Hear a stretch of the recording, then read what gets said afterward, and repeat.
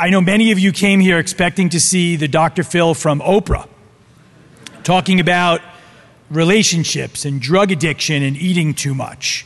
But in fact, this guy's much better.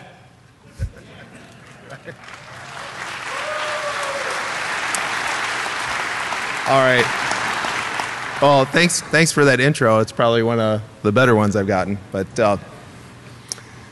you know, someone said to me once, it's like, well, you're not the Dr. Phil. It's like, no, I am. He's the other guy. But anyway. So today I just want to talk a little bit about some cheap to free ways of detecting surveillance. You know, maybe you're a little paranoid and you're thinking, hey, I wonder if someone is spying on me. And we're going to talk about some simple ways that you can determine if that's true or not. In particular, I'm going to talk a little bit about video surveillance. I'll also talk about tailing, you know, someone following you in your vehicle, some audio eavesdropping, some other physical surveillance, talk a little bit about devices that might be embedded into your technical devices and how you might find those. A little bit, why should you care about this stuff? Our government's assault on the Constitution is pretty well known. I don't know if you can read that cartoon very well, but you know, it's, hey, what do these people think about us violating their rights? It's like, let's check their emails, find out, all right? And it's not just the national governments that are spying on you. You've got local governments, competitors, stalkers, like this little lady in the corner here. She looks like a stalker. Some of you might recognize her from some of her YouTube videos. And sometimes there's people that just don't like you, all right? So they're following you, waiting for you to do something. All right, so first I want to talk a little bit about video surveillance.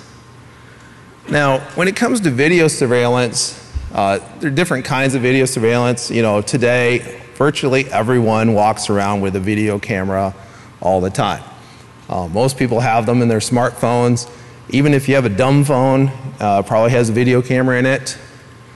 So I want to talk a little bit about some of these cameras, such as some of these IP cameras. You could probably seen things like this.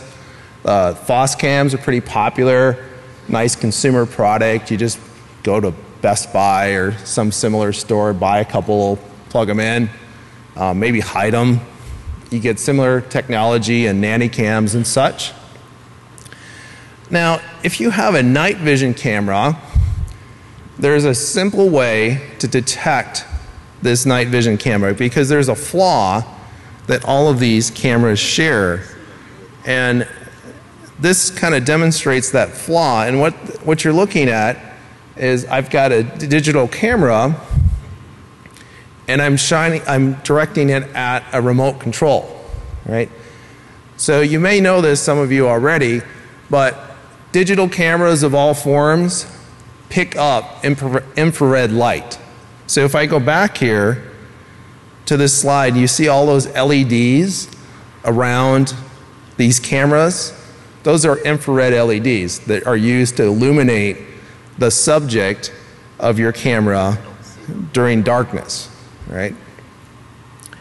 So if you have an infrared remote for your TV, whatever, and you're not sure if it's working, you may think the batteries are dead, you can just pull out your camera, point it at the remote, push some buttons, and you should see light flashing, right? The same thing can be used to detect a night vision camera that might be spying on you. So here, what I've done is I've hidden a camera. Can anyone see the hidden camera? All right. Yeah, so I hid a camera behind some flowers in my workshop. And what you want to do, some of these cameras are motion activated. And so, you know, it's dark. You know, turn off the lights so no one's really going to see. Or, unless, of course, there's a video camera that's been taping you the whole time. They've probably seen you do something more embarrassing than, hey, okay, ooh, yeah, okay. So, you know, just grab your video camera. Oh, someone got a picture of that. Thanks. You know, grab your video camera, kind of wave your arms, you know, move around a little bit. And If you have a video camera that's present, a night vision camera, you'll probably get something as shown up on the screen. All right, it'll be very obvious that you'll see this big bright light. There are some other ways to detect infrared, such as these special little cards that you can get. They probably don't work as well as just using your video camera on your phone, but you could do it this way. And then in general, if you have some of these wireless cameras, they're nice, easy to set up things, which also makes them easy to detect. All right. So I want to talk a little bit about detecting wireless cameras. And first off, the freeway, right? If you have a wireless camera, now these are set up different ways. Sometimes they connect to an existing wireless network. Sometimes they set up themselves as an access point, or sometimes they're ad hoc. In particular, if they're set up as an access point or an ad hoc network, a pretty easy way to find them is just to use your Android tablet or smartphone, and you can download a couple of free apps. This one is just called Wi-Fi Analyzer. You download this app, and you can look and see, oh, I see some suspicious looking networks, right? They'll show up, and you'll say, hey, what's this spying on Phil network? Or, you know, sometimes it might be an anonymous, unnamed network or an ad hoc network. But if there's a network that's pretty strong, that's the other clue. You have a pretty strong network in your house, and you're not expecting to have that, and it's not your home network, be suspicious. Right? By the way, speaking about being suspicious, I just bought a new laptop recently, and I was noticing, I'm like, I was running Windows 8.1, which, hey, don't hate me, it came with it, all right? I don't normally run Windows.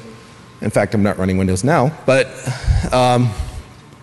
so I thought, wow, it's running kind of slow. And I looked in the task manager, and I'm like, why is there this video camera app consuming 100% of my disk I/O, and I'm not running a video camera app? Little suspicious. All right. Some other ways that you might detect video cameras, etc. You can use something inexpensive. Some of you know that I like the BeagleBones. Done a lot of work with the BeagleBones. Developed my own Linux, the deck on the BeagleBones. So in this picture, I just have a couple of BeagleBone systems up in the upper left. It's a picture of my famous Buzz Lightyear Hack You to Infinity and Beyond lunchbox computer. And down in the lower left, that's the same thing. It's a BeagleBone running the deck with a 7-inch touchscreen. By the way, that touchscreen is from a company called 4D Systems, and they just started making some stuff for the Beagles. Seem to have some good stuff, and it's a little cheaper than some of the other stuff out there, so a little tip. And then on the right, I have a couple of BeagleBone systems with small touch screens and a wireless antenna from Simple Wi-Fi, alpha adapter you've probably seen before, little keyboard, and in the lower right-hand corner, I didn't do it because it would make the picture less clear, but you can take all that stuff and kind of tape it onto that wireless antenna and have a nice little bug detector kind of on the go. Right? All right, so if you're feeling lazy, you can take that setup and you can run your standard arrow dump. And the arrow dump at the bottom, it will show you the clients, and it also shows you the power. So you notice that it says, you know, the top one right now is power is was minus 28, now it's gone to minus 30. You know, smaller negative numbers are better when it comes to power. And you can use that, and you can pan around your office or your house, wherever you are, and look for wireless signals.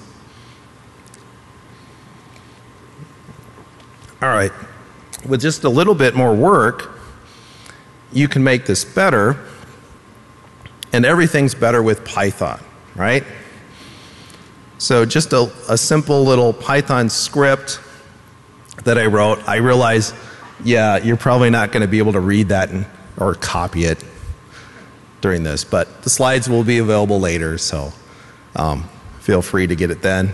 But I just wrote a simple Python script, and what it does is it uses Scapy. Some of you are probably familiar with that. And it uses the radio tap headers, which include the power or the signal strength. And so what I do is I capture for about 2 seconds, and I record the different devices that I found and what was their strongest signal strength. I display it on the screen, wait a second, blank the screen, repeat. And basically, if you do that and you run it, you get something kind of like this. And you'll see the strongest signals at the top.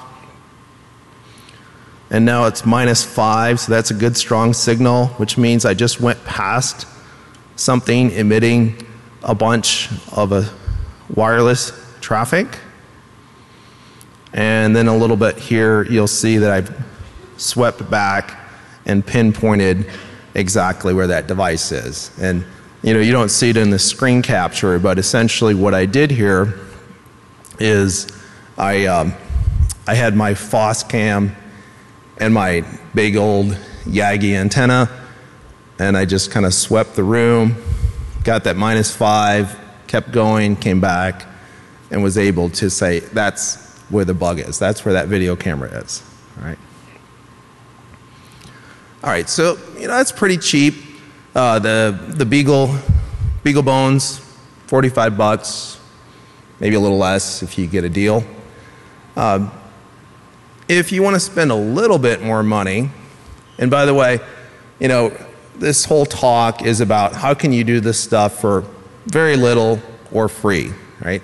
Obviously, if you like to spend money, just go buy commercial detectors. If you've got thousands of dollars to spend, go for it, all right?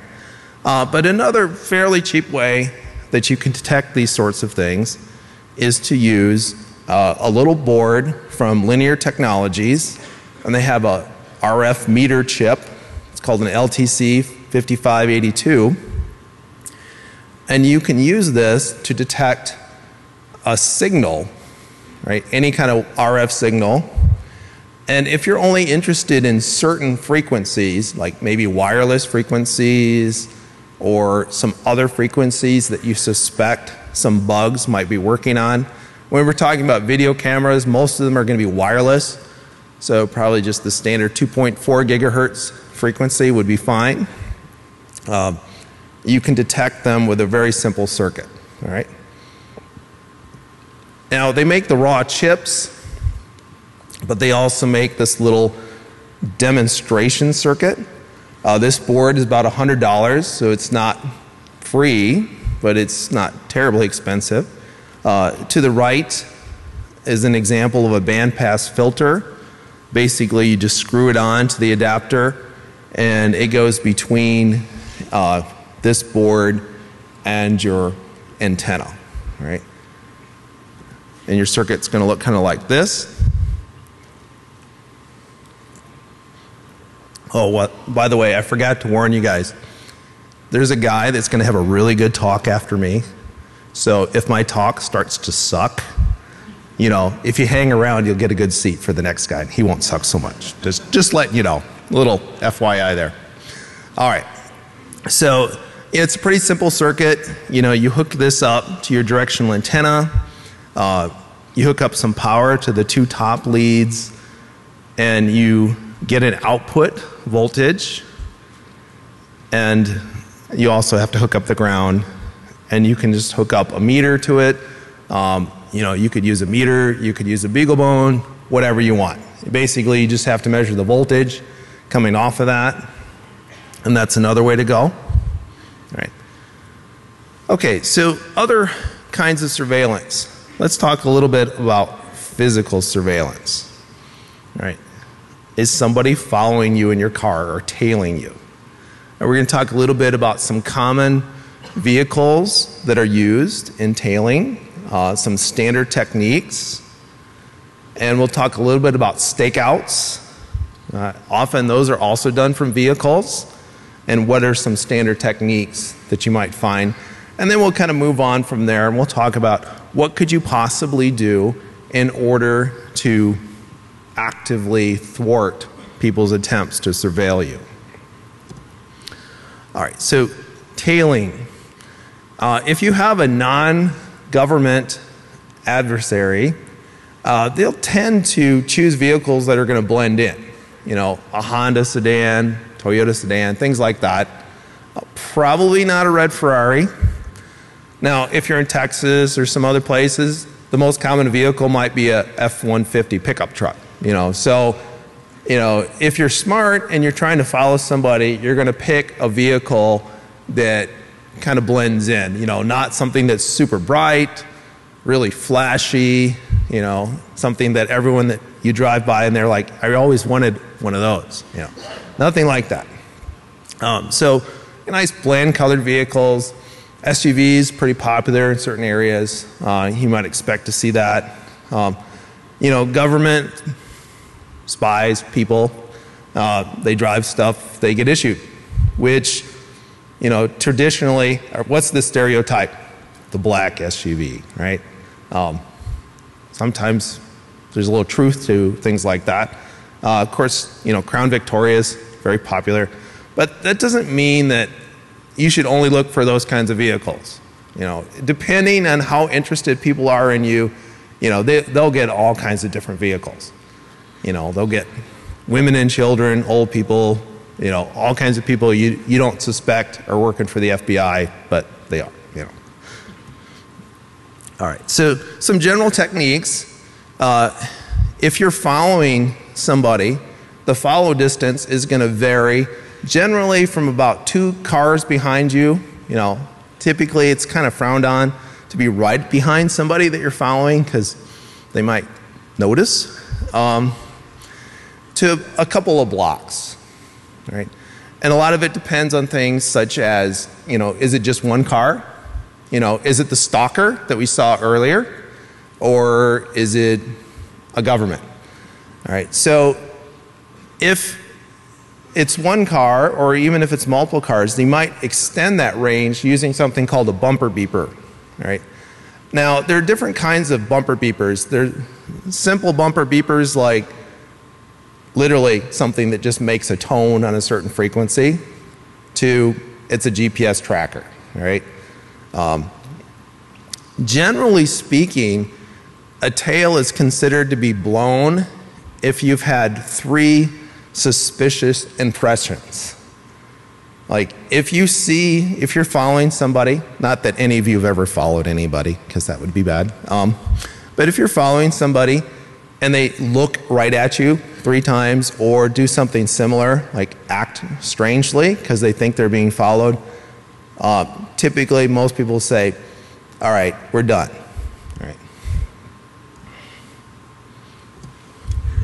All right, so single car tailing, generally speaking, as I said, you're going to be a little bit closer than with multi-car tails. You can't afford to lose somebody if it's just you. You're a little bit more likely to follow traffic laws. You know, running a couple of lights, a little bit suspicious. And again, you might use something like a bumper beeper in order to help extend your range. This picture down in the corner is an example of a bumper beeper. So if you look at that long tube, it's got a couple of magnets on it, and there's some electronics you can cram in there with some good batteries, and you just slap it on someone's car. It doesn't have to be the bumper, but some metal part, and track away. All right, multi-car tailing. Typically, if you got multi-car tailing, it's probably not stalker, it's probably somebody else. In most cases, everyone's behind you. Again, most cases, not a hard and fast rule. Sometimes you might have cars on parallel streets, not just all behind you in a big caravan. That's more likely if you're in an urban area. You know, if you're out in the country, they're probably just behind you. Also, you might see cars taking relative positions and having that change, so that you're not always seeing the same car behind you. Now, here's a big giveaway. If you see vehicles that appear to go a different direction, you know, they turn off somewhere and then they magically reappear later, either they're lost or they're following you, all right? So decide if you're paranoid or not. Okay, so how can you combat tailing? The number one thing you can do to combat tailing, look. You know, have a little situational awareness. Look around you. You know, when you're going places, don't just look ahead, look around, right? When you're getting in your vehicle, check your car. Look for trackers. Look for vehicles that seem to be behind you for long distances. You know, maybe they're just going the same way, maybe not. And again, watch for those vehicles that go away and then suddenly come back. That's a little bit suspicious. You know, if you see that happen, I would say that's one impression. You know, you have two more things happen, they're probably done. Other things you can do, detect electronic devices. I'm sure many of you know what this scene is from, where Heisenberg finds the GPS tracker on his car. How could you detect these electronic devices? Well, you could use the previously described RF detection system. Typically, if you're going to use that, don't use any of those band filters. You know, just detect all of the different ranges that it'll work in. That way you'll detect more stuff. Some really simple ways. If someone has a simplistic bumper beeper, you might be able to detect that just by tuning in your AM radio. I know nobody uses the AM radio in their car. You know, nobody uses the radio in their car, right? It's all Bluetooth connection to your iPad or iPod, things like that. So, but anyway, some of these homemade and cheaply available trackers operate on the AM band. So if you scan through that band and you hear this nice strong tone, and it's always nice and strong, and it's just a tone, guess what? It's probably you. All right, it's probably something on your car. Other things you can do, some active techniques. You can drag a traffic light. You probably know what that means. If you don't know what that means, basically you can try to time it so that you're the last person that gets through a traffic light, and if someone tries to run the light or whatever, then you can be suspicious. Take unusual routes. Don't take the normal route that somebody would to go to wherever your destination is. Or, you know, switch up your route. Don't take the same route every day. You can also try driving through some residential neighborhoods. You know, you might look a little suspicious. I just moved, and I live in a neighborhood. There's only a couple of entrances, and they all let out on the exact same street. So if you follow me through my neighborhood, it looks very suspicious. It's like, why would anyone drive in there? Because unless you're going there, there'd be no reason to be there. Don't be afraid to take a few alleys or some deserted side streets. Occasionally, you might even just park your car. No reason.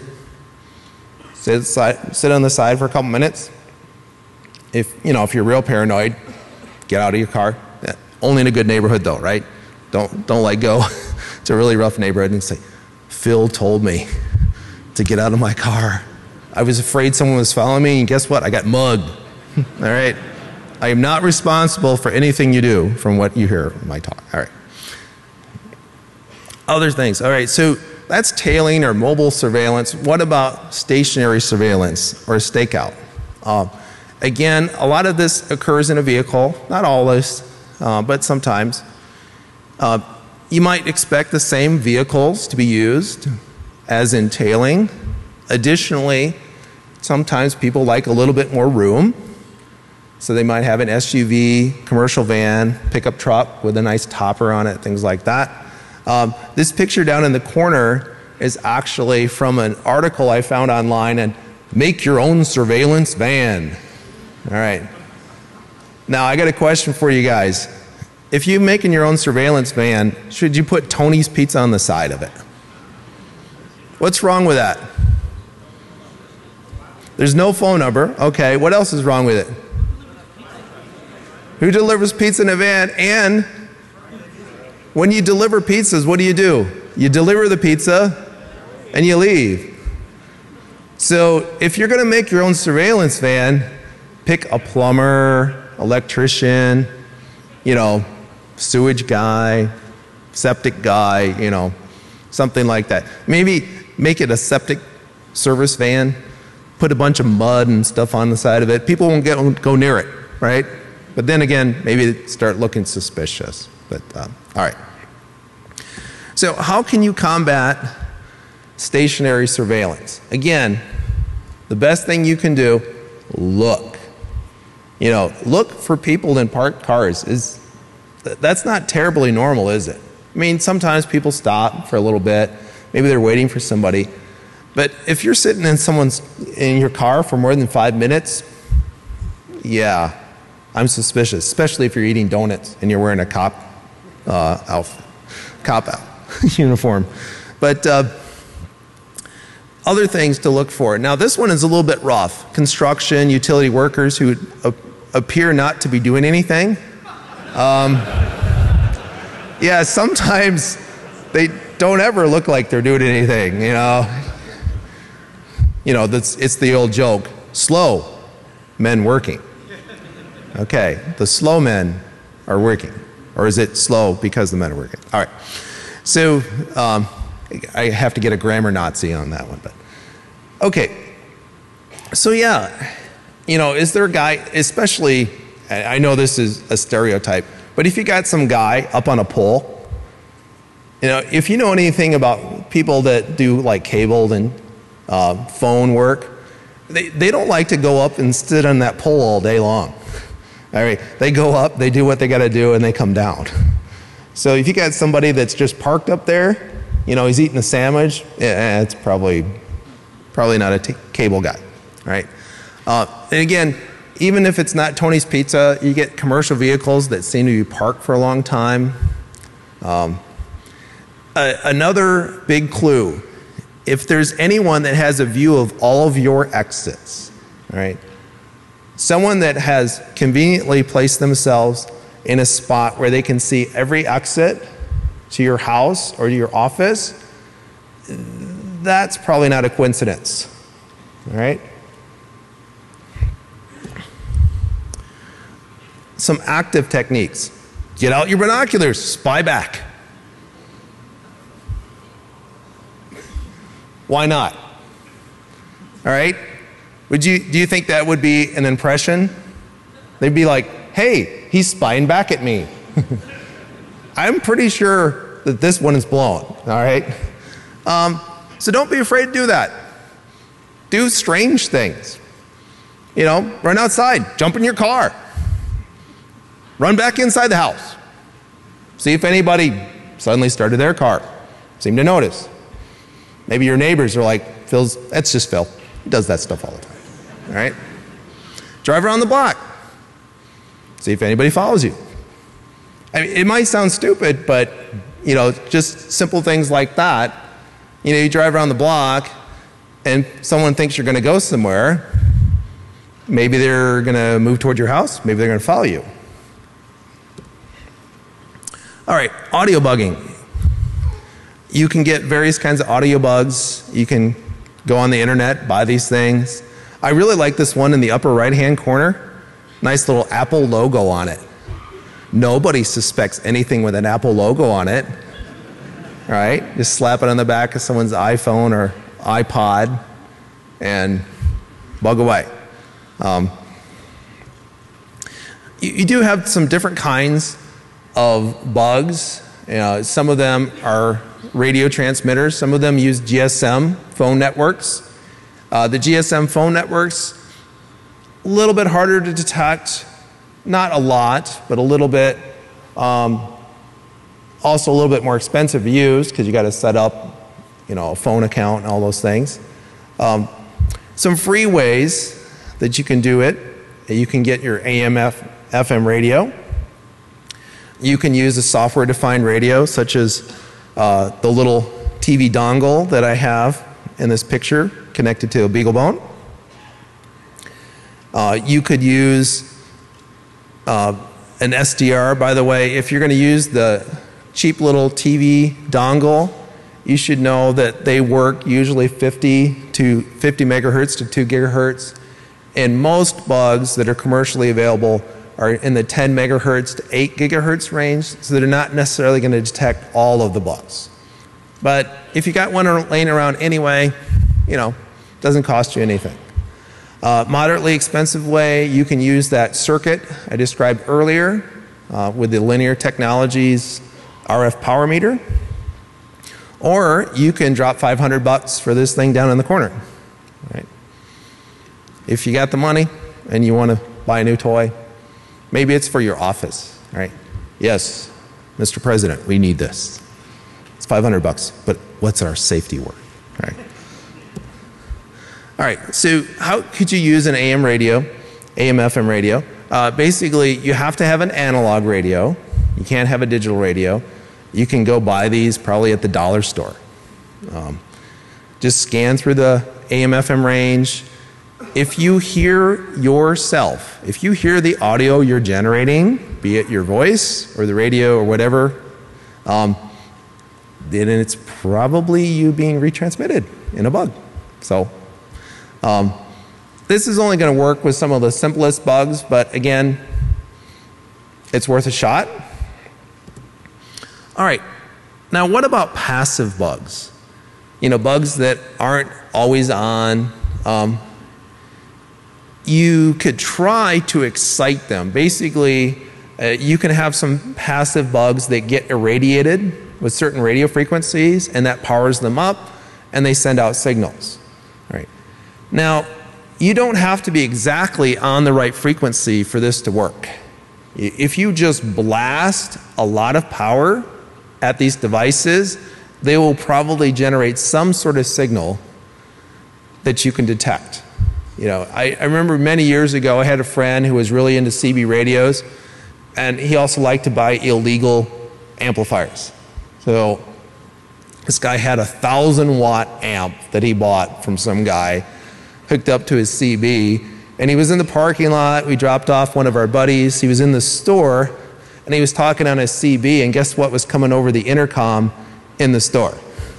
It was this guy. And he was way off the frequency, but the signal was so powerful it was bleeding over. All right? It's kind of a similar thing with exciting these RF bugs where, if you're close to the frequency and you shoot them with enough power, you can probably get them to at least turn on, generate some sort of signal that you can then detect.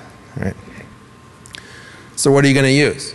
Again, the freeway, you probably have an alpha card and a nice directional antenna. Just crank that sucker up. Right? By the way, if you don't know this, with those alpha cards, you have to tell it that it's visiting another country if you want to crank up the power. Bulgaria is nice, by the way. I've never been there. I'm not going to say that my alpha card's been there. It might have been there. I'm not going to commit. Anyway, FCC doesn't like it. So, yeah, no, it's never been there. Scratch that. Mine's never been there. But you can change that and give it a little bit of a signal boost. Other things, there have been some other folks that have talked about these. Some of you might notice these pictures as some of the NSA bugs. Jacob Appelbaum described some of these bugs recently over in Germany. And these bugs can be installed when shipments are intercepted. You buy something from Amazon and it comes with your NSA bugs. But service professionals, your own IT people just don't like you, right? So if you're going to piss somebody off, make sure they have no skills, all right? All right, how do you detect these bugs? Again, the freeway, look. You know, if you know what these bugs look like, look for them, right? If you didn't know what they looked like and you opened up your computer, you probably wouldn't find them. You know, some of these are pretty clever and they just look like regular stuff. You know, some of them are attached to debugging ports that Dell may have conveniently left there just for that purpose. I mean, for their own internal debugging. Other things you can do, you can look, you might have some drop boxes. You know, I've talked about drop boxes before, a little bit last year at DEF CON. And some of those drop boxes are pretty easily hidden and stuff on your desks. And I'll show you some examples. So really you need to check every device, especially those that are connected to your network or USB. USB is great if you want to hack somebody, right? I love USB, right? So here are a couple of hiding places. I stole these from my book, so I guess it's okay to steal pictures out of your own book. But in the upper left, it's a access panel in the floor in a classroom. So I got power, I got networking, and I got enough space to drop a little drop box in there. The lower left is one of my favorites, a Dalek Desktop Defender from ThinkGeek. Anyone heard of these before? Maybe some of you have them. They're nice little toys. You put them on your desk. People come by, they yell at you. All right? It's USB powered, which is awesome because I can put a drop box in there, USB power it. I got power forever. Right? I got a hand sanitizer dispenser. It's not completely full, space on the top. Again, drop box. And a little TARDIS, talking TARDIS toy. And you can see in there I got an alpha adapter and a little BeagleBone. So plenty of space for a drop box. So look. Again, look.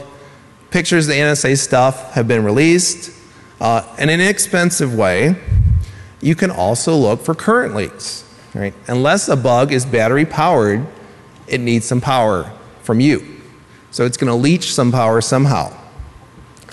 Turned off devices, kind of like my video camera app, shouldn't be consuming resources, including power. So one way that you can detect this is you can use a modified universal laptop power supply. And what you do is you modify it so that you can read out some current that's flowing.